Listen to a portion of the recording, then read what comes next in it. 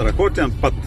Цяло лято спахме, почнаха дъждовете и снеговете и правим пътя. Гледай за какво стана въпрос.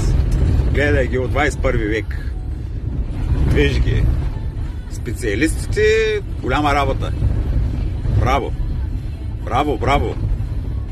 Браво, тук камънчика, така хубаво да влизат в зимните гуми, да може някой друго стъкалце да се щупи. Просто перфектно. Перфектно. Ето тук имаме някаква сипица с едно като бетон такова. Само вижте колите, нали, всичко е точно. Спахме цяло лято и сега отиваме да... Ето така, тук е супер. Той нещо, ако е в бяла държава, те всичките отговорни за тази простотия ще бъдат вътре в затвора. Гарантирам го на 1000%. А е за тази допуск, къде те израха.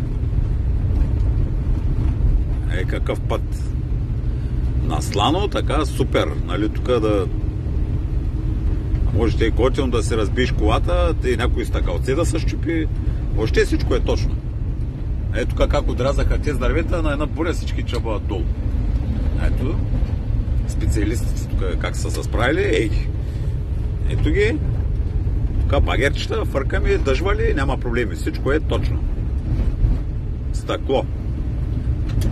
И ще асфалтираме сега в студа и този път ще заприлича на този дед го измислил той. Как не ви срам, бе? Как не ви срам, поне крадите като замаяни, поне нещо. Една работа да свършите като хората, бе. И би му майката. Чудо. Значи, колкото повече снимаш, толкова повече си дига човек нервите.